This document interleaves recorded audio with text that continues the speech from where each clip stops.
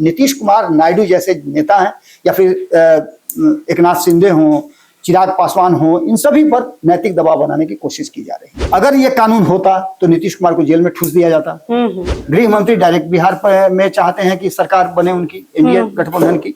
नीतीश कुमार लगातार योजनाओं की रेवड़ियां बांट रहे हैं। नोरमा ग्रुप, जो सोचता है वो करता है, आपके अपने सपनों का आशियाना। नमस्कार, भारत लाइव देख रहे हैं आप और मैं हूं आपके साथ नंदनी। बिहार में इस साल चुनाव होने हैं और चुनाव की सरगर्मी काफी तेज है। महागठबंधन जो है वो लगातार बिहार दौरे पर है और प्रधानमंत्री भी आज गया के यात्रा पर आने वाले हैं और अभी गृह मंत्री अमित शाह भी धार्मिक आयोजन से आकर के वो भी सभाओं को संबोधित करके वापस चले गए हैं। इन्हीं सब खास मुद्दों पर आज हम बातचीत करेंगे। हमारे साथ बाबा हैं। बाबा, जानेंगे कि बिहार में बयानबाजी भी काफी तेज हो रही है और राजनीति उलटफेर भी देखने को मिल रही है। क्या बदलाव होने वाला है? देखिए नंदिनी, आपने जो बातें कही उनमें से बहुत सारी ऐसी बातें हैं जो आने वाले चुनाव को लेकर के चल रही हैं और उसको प्रभावित भी करेंगी। सबसे पहली बात कि आपने बात किया गृह मंत्री का, पूरा एनडीए और इंडिया गठबंधन बिहार में ही टिका हुआ है। हाँ। और चूंकि देश भर में सिर्फ एकमात्र ऐसा राज्य है बिहार जहां चुनाव होने वाले हैं इस वर्ष, तो इसलिए भी यहाँ नेताओं का जमावड़ा लगेगा। और जो परिस्थितियां बनी हैं वो साफ साफ इशारा कर रही हैं कि इस बार का चुनाव कुछ विशेष होने वाला है। मैं बार बार कहता हूं कि ये चुनाव जो है एक बड़े परिवर्तन, बड़ा टर्निंग पॉइंट होने जा रहा है। इसलिए टर्निंग पॉइंट होने जा रहा है कि एक युग का समाप्त हो रहा है। जो जेपी आंदोलन से निकले हुए जितने भी नेता थे उनका शायद ये अंतिम चुनाव। नई पीढ़ी के आगमन की तैयारी चल रही है और भारतीय जनता पार्टी को भी ऐसा लगता है कि अब वो सत्ता में आ सकती है, नीतीश कुमार से सत्ता हस्तांतरित कर सकती है। तो दूसरी तरफ विपक्ष को, इंडिया गठबंधन को भी ऐसा लगता है कि इस बार मौका है नीतीश कुमार को, वो सत्ता से बेदखल करके खुद सत्ता पर आ सकती है। लड़ाई इसी की चल रही है और आपने जितने सर्वे रिपोर्ट देखे होंगे उसने भी कहीं ना कहीं दोनों गठबंधन को परेशान किया है। इसके बाद कुछ और भी लोग हैं जिन्होंने प्रभावित किया है, जैसे कुछ नए नए छत्र भी आए हैं। प्रशांत किशोर की नई एंट्री हुई है, आईपी गुप्ता नए आए हैं। हाँ। इसके अलावा और कई पार्टियां हैं जो इस बार चुनाव में अपनी किस्मत आजमा रही हैं। सबको पता है कि इस बार के चुनाव में कुछ भी हो सकता है। सरकार बन भी सकती है, बहुमत आ भी सकता है, नहीं भी आ सकता है, हंग असेंबली भी हो सकती है, या फिर 2005 की तरह जो फरवरी में चुनाव हुए थे उसके बाद सरकार नहीं बनी थी, राष्ट्रपति शासन लगा था। स्थितियां वो भी हो सकती हैं। लेकिन इन सबके बीच में जो कई ऐसी बातें सामने आ रही हैं उन पर ध्यान देना बहुत जरूरी है। प्रधानमंत्री डायरेक्ट बिहार को देख रहे हैं, गृह मंत्री डायरेक्ट बिहार में चाहते हैं कि सरकार बने उनकी, एनडीए गठबंधन की। नीतीश कुमार लगातार योजनाओं की रेवड़ियां बांट रहे हैं, प्रधानमंत्री भी बिहार आ रहे हैं तो रेवड़ी बांट रहे हैं। लेकिन इसके साथ साथ कई ऐसे मुद्दे हैं, जैसे एसआईआर का मुद्दा सबसे बड़ा मुद्दा बन गया, जिसको लेकर के मतदाता अधिकार रैली निकाला गया है। और ये लगातार यात्रा देख रही होंगी आप कि चल रहा है। पहले चरण की यात्रा समाप्त हुई, दूसरे चरण की फिर शुरू हो गई। 20 तारीख को ब्रेक था, उसके बाद से 21 तारीख को चूंकि राहुल गांधी नहीं आए थे, लेकिन आज से फिर वो जुड़ रहे हैं। एक तरफ राहुल गांधी होंगे, दूसरी तरफ प्रधानमंत्री होंगे और दोनों बिहार में होंगे। ऐसी स्थिति में आप समझ सकते हैं कि बिहार का चुनाव कितना इंपॉर्टेंट होने जा रहा है। लेकिन इस चुनाव के साथ साथ कुछ ऐसी बातें भी की जा रही हैं कि बिहार जो है वो सत्ता परिवर्तन या बाजी पलटने का खेल खेल रहा है। अब इसमें कौन सी बात है? तो पहली बात कि एसआईआर के मुद्दे पर आपने देखा भी होगा कि जो सहयोगी दल हैं वो भले ही नहीं बोल रहे हों, लेकिन कई राज्यों के मुख्यमंत्री ने इस एसआईआर के मुद्दे पर अपनी प्रतिक्रिया दी है। अभी चंद्रबाबू नायडू ने चिट्ठी लिख करके कहा है कि अगर एसआईआर कराना हो तो मेरे राज्य में अभी करा लीजिए। उनको भी इस बात का डर है कि कहीं ऐसा ना हो कि कुछ हो जाए। हालांकि 7.5 लाख के आसपास मतदाता बिहार में हैं और उन मतदाताओं में से मात्र 65 लाख लोगों की, मतलब 7 लाख के आसपास मतदाता 7,24,000 के आसपास बचे हैं। 65 लाख लोगों का नाम उसमें से छटा है। हाँ। उसके बावजूद भी हंगामा है। हालांकि राहुल गांधी की यात्रा के दौरान कई ऐसी चीजें देखने को मिली जिसमें मतदाताओं के नाम कटे हैं। लोग ये नहीं कह रहे हैं कि वोट चोरी हो रही है, वोट चोरी की जो रट लगा रहे हैं ये लोग, उस पर कोई नहीं कह रहा है।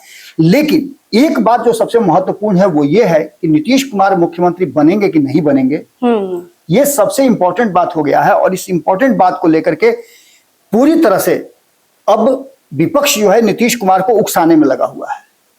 एक नया कानून हमारे संविधान संशोधन 130वां जो अब बुधवार को पेश किया गया, इसमें 3 कानून एक साथ पेश किए गए, केंद्र सरकार को लेकर के, राज्य सरकार को लेकर के और केंद्र शासित प्रदेशों को लेकर के।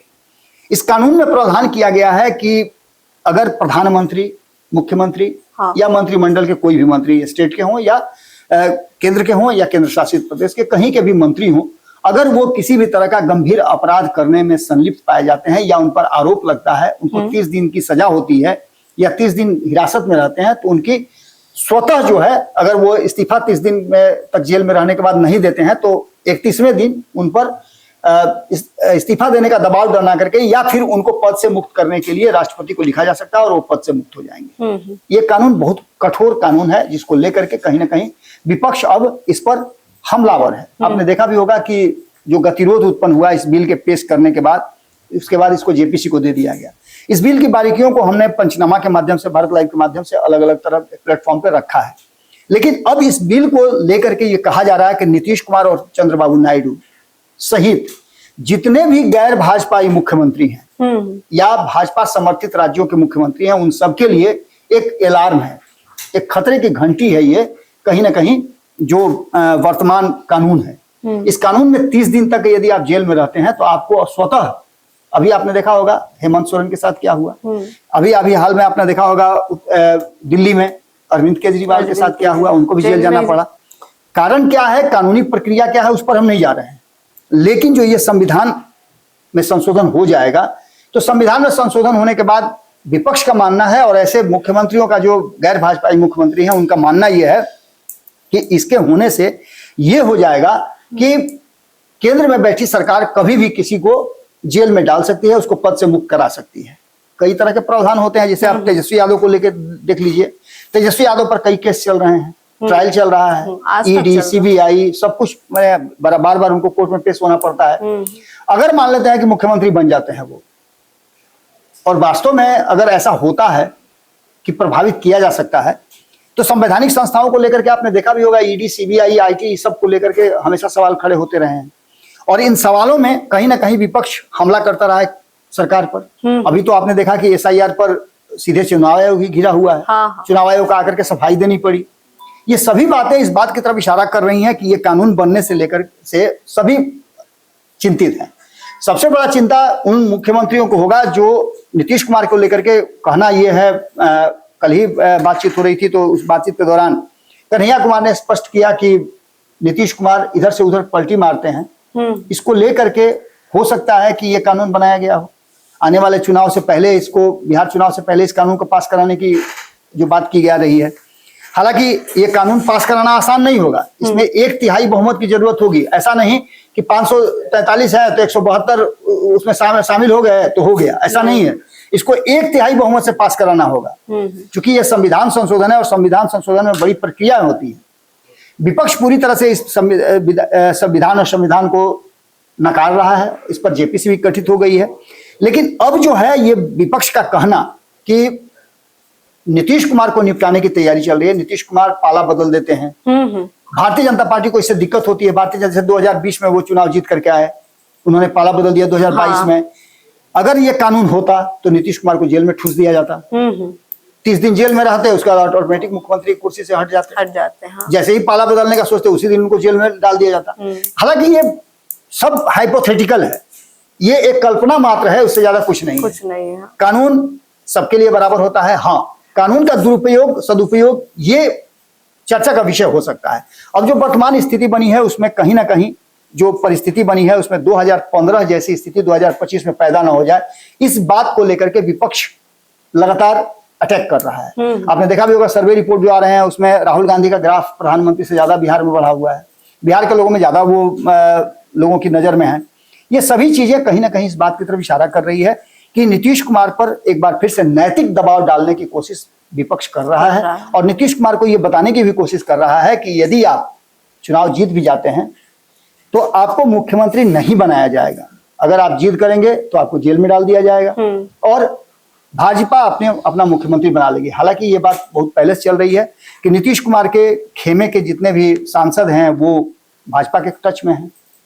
विधायकों को लेकर के भी कहा जा रहा था कि टूटने की कगार पर हैं, लेकिन नीतीश कुमार माहिर खिलाड़ी माने जाते हैं राजनीति के, वो पूरी तरह से अपना वर्चस्व बना करके रखते हैं, अपनी पार्टी और अपनी जो टीम है उस पर वो पूरा अंकुश लगा के रखते हैं।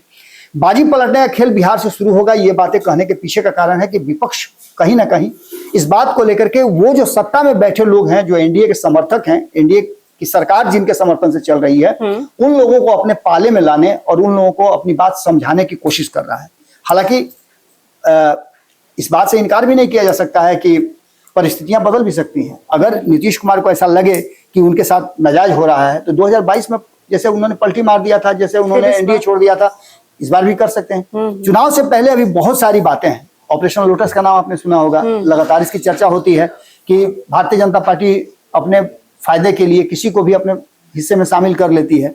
और इस पूरी तरह से इन पूरी बातों के बीच में दो बातें बहुत बड़ी महत्वपूर्ण है। एक तो आपसे जो हमारी बातचीत हो रही थी, आपने बताया कन्हैया कुमार की बात। कन्हैया कुमार ने स्पष्ट कहा कि बिल्ली को दूध की रखवाली नहीं दी जा सकती है, यानी उनका इस कानून पर सीधा सीधा प्रहार था कि ये कानून जो बन रहा है इससे उन लोगों को सचेत होने की जरूरत है जो मुख्यमंत्री हैं, जो भाजपा के दम पर, भाजपा के सहयोग से मुख्यमंत्री बने हुए हैं, उनके लिए संकट की घड़ी है। विपक्ष तो विपक्ष में है ही, वो तो पलटेगा तो पूरा पलटेगा, लेकिन जो साथ में है उनके लिए ज्यादा समस्याएं हो रही हैं। ऐसे में पीएम के बिहार दौरा पर और भी लोगों ने तंज कसा है। लालू प्रसाद यादव ने कहा है कि प्रधानमंत्री का दौरा है, वो दौरा करने नहीं आ रहे हैं, वो नीतीश कुमार की नीतियों को गया जी में पिंडदान करने आ रहे हैं। बिल्कुल आप सही कह रही हैं। देखिए विपक्ष और लालू प्रसाद तो अक्सर आप देखी होंगी कि भारतीय जनता पार्टी पर हमलावर रहे हैं। लालू प्रसाद को छोड़िए ना, तेजस्वी यादव के हैंडल पर देखिएगा, एक हैंडल पर सबसे ऊपर में लिखा हुआ है कि अगर हम भाजपा के साथ चले जाते तो हम भी आज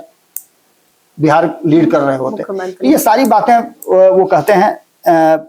लालू प्रसाद हमलावर हैं। लालू प्रसाद ने जो बातें कही है वो भी उसी से जुड़ा हुआ है कि नीतीश कुमार को एक बार फिर से अपने पाले में लाने के लिए विपक्ष तैयारी कर रहा है, और इससे ईडी, सीबीआई, आईटी इन सभी का डर दिखाया जा रहा है। कहीं ना कहीं विपक्ष उस जगह पर आकर के खड़ा है जहां से चेकमेट की स्थिति है। विपक्ष अगर इसी तरह से अड़ा रहा, डटा रहा, तो निश्चित रूप से इस कानून को लेकर के और बाकी एसआईआर को लेकर के जो परिस्थितियां बनी हैं उसमें देखना होगा कि क्या कुछ परिवर्तन कर सकता है। अभी यात्रा में कुछ दिन बचे हुए हैं। 1 सितंबर को शायद संभवतः पटना में यात्रा होगी। उसकी रैली यहाँ पटना गांधी मैदान में रैली होने वाली है। इस बीच में बहुत सारी जो कलेक्शन है, हमारी भी टीम मूव कर रही है, अलग अलग जगहों से लोगों से विचार ले रही है। लोगों का मानना यह है कि हाँ, संदेह तो है, लेकिन कई लोगों का मानना यह है कि वोट की चोरी तो नहीं हुई है, वोट हुआ है। सरकार, सत्ता में बैठे लोग या फिर चुनाव आयोग भी ये बात कहता है कि जहां वो जीत जाते हैं वहां कोई गड़बड़ी नहीं होती है, जहां हार जाते हैं वहां विपक्ष कहता है गड़बड़ी हुई है। तो ये तो दो तरफी बात नहीं हो सकती है। यदि गड़बड़ी हुई है तो सब जगह हुई है, या फिर उसके बाद विपक्ष ने बिहार में चुनाव बहिष्कार का भी बात कहा है। अब देखना होगा कि क्या कुछ निकल के सामने आता है, लेकिन कहीं ना कहीं जो नया कानून का संशोधन 130वां आया है उसको लेकर के और एसआईआर को लेकर के विपक्ष पूरी तरह से हमलावर है और सत्ता पक्ष पर नैतिक दबाव डालने की कोशिश भी कर रहा है। और नीतीश कुमार, नायडू जैसे नेता हैं, या फिर एकनाथ शिंदे हों, चिराग पासवान हो, इन सभी पर नैतिक दबाव बनाने की कोशिश की जा रही है। देखना होगा कि क्या। बाबा, जानना चाहेंगे, इन दिनों कन्हैया कुमार भी बिहार में एक्टिव नजर आ रहे हैं, क्या है प्रक्रिया, किस मकसद से? नहीं, कन्हैया कुमार की बात तो मैंने बताया। कन्हैया कुमार को इस बार जो कांग्रेस ने अपना लीड लिया है और कांग्रेस अपने आप में बदलाव कर रही है, उस बदलाव का एक हिस्सा कन्हैया कुमार है। इससे पहले बिहार में उनकी एंट्री बहुत कम होती थी, लेकिन अब कांग्रेस को ऐसा लग रहा है कि कन्हैया कुमार के आने से कांग्रेस का आधार बढ़ेगा, तो वो उसमें तैयारी कर रही है। और हाल ही में तेजस्वी यादव ने मुख्यमंत्री को लेकर के कहा कि आखिर वो चुनावी फेस हो सकते हैं या नहीं, क्योंकि वो अचेत अवस्था में, अस्वस्थ है, बीमार रहते हैं। देखिए, एक्टिव बिल्कुल भी नहीं। नीतीश कुमार को लेकर के आपने ही खबर किया है कि उनके पुत्र बता रहे हैं जो सबसे ज्यादा उनके करीब रहते हैं, या नीतीश कुमार को लेकर के कोई ऐसा मेडिकल रिपोर्ट तो आया नहीं है। विपक्ष है, विपक्ष का तो काम है ऐसा कहना। नीतीश कुमार थोड़ा सा आप देखिएगा कि नीतीश कुमार धार्मिक प्रवृत्ति के तो हैं, लेकिन दिखावे से थोड़ा दूर रहते हैं। इसके अलावा नीतीश कुमार के पुत्र हैं, वो कह रहे हैं कि नहीं, वो पूरी तरह से स्वस्थ हैं। और नीतीश कुमार जो काम कर रहे हैं, आप देख रहे हो कि सुबह निकल रहे हैं, रोज सभाएं कर रहे हैं, निरीक्षण कर रहे हैं, तो ऐसे में नीतीश कुमार ठीक ठाक हैं, इसमें कोई दो राय नहीं है। जब तक मेडिकल रिपोर्ट नहीं आता तब तक आप कैसे कर सकते हैं? विपक्ष है, वो तो हमला करेगा ही करेगा। बाबा, एक और लास्ट सवाल आपसे करेंगे कि नीतीश कुमार को निपटाने की प्लानिंग भी है क्या? ऐसा कुछ मामला चल निश्चित रहा रूप से जो विपक्ष तो कह रहा है, तो विपक्ष तो यही कह रहा है कि नीतीश कुमार को निपटाने की तैयारी चल रही है। और भारतीय जनता पार्टी जिस तरह से लगातार आप देख रहे होंगे कि अपना प्रभाव बढ़ा रही है, जिस तरह से आप भारतीय जनता पार्टी का देख रहे होंगे एजेंडा में परिवर्तन हुआ है, ये सभी चीजें, और क्यों नहीं, राजनीति में तो होता ही है, सियासत में हर कोई चाहता है कि उच्च कुर्सी पर हम बैठे। 20 साल नीतीश के पीछे पीछे चली है भाजपा, उसको इच्छा है, उसकी इच्छा होनी चाहिए, इसमें कोई दो राय नहीं। हर कोई अपने नेता को चाहता है कि मुख्यमंत्री की कुर्सी बैठे, प्रधानमंत्री की कुर्सी बैठे, तो इसमें कोई दो राय नहीं है। निश्चित रूप से भारतीय जनता पार्टी का तैयारी कर रही है, तो इसे करना भी चाहिए। नीतीश कुमार जब मुख्यमंत्री बने रहने के लिए इस कोने से उस कोने जा सकते हैं, तो भाजपा क्यों नहीं? बिल्कुल। अब देखना ये होगा कि क्या होता है, ये सबसे ज्यादा है। और विपक्ष तो निश्चित रूप से नीतीश कुमार को ये बात बता ही रहा है कि आपके पीछे साजिश चल रही है, निपटाने की तैयारी चल रही है। नीतीश कुमार को सोचना है कि क्या चल रहा है। नीतीश कुमार खुद ही सोचने में सक्षम है, खुद फैसले लेते हैं। तो अभी आप बाबा को सुन रहे थे, जो तो साफ तौर पर आप बाबा को सुन रहे थे, जो बिहार की राजनीति की जो हलचल है उस पर अपनी बातों को रखते नजर आ रहे थे। उन्होंने लालू प्रसाद यादव पर भी कहा, नेता प्रतिपक्ष तेजस्वी यादव पर भी कहा, और प्रधानमंत्री के गया दौरे को भी लेकर उन्होंने साफ तौर पर अपनी बातों को रखते नजर आए थे। वीडियो में फिलहाल के लिए इतना ही। बने रहे भारत लाइव के साथ, और आपकी क्या राय है वो आप हमारे कमेंट बॉक्स में जरूर दें। आपके सपनों को हमने सजाया है, ई होम्स पैनोरमा को हमने बनाया है। ई होम्स मेरा एक सपना था जिसपे मैं पिछले 4 साल से काम कर रहा था। हमने जो बनाया है वो सबने है माना। ई होम्स पैनोरमा में हो आपका भी आशियाना। और फाइनली हमने 2021 में इस प्रोजेक्ट को लॉन्च किया। बहुत लोग अप्रिशिएट कर रहे हैं कि पूर्णिया जैसे शहर में, बिहार के, एक तो बिहार की बात करें उसमें भी पूर्णिया जैसे छोटे जगह में इस तरह का लाइफस्टाइल देना, ये सुन के हम लोगों को बहुत अच्छा लगता है। ई होम्स में हमने कुछ और भी किया है, जैसे हम जिस जगह में रह रहे हैं हमारे फैमिली सिक्योर हो, उनको सिक्योरिटी का ध्यान में रखा है।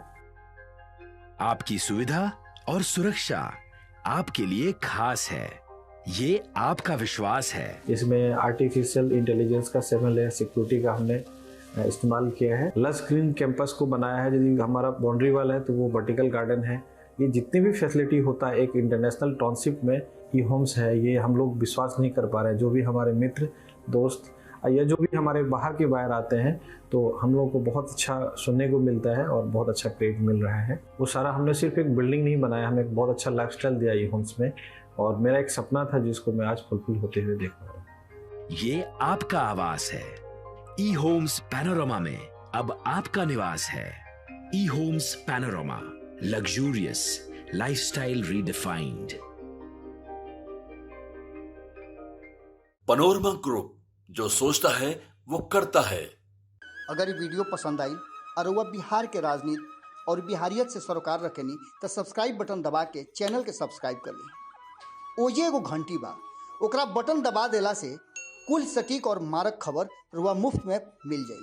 अगर रुआ पत्रकारिता के हमनी के नया प्रयोग में सहयोग कर चाहतानी, तो ज्वाइन बटन दबा दी। पेटीएम नंबर नोट कर ली 9386816700।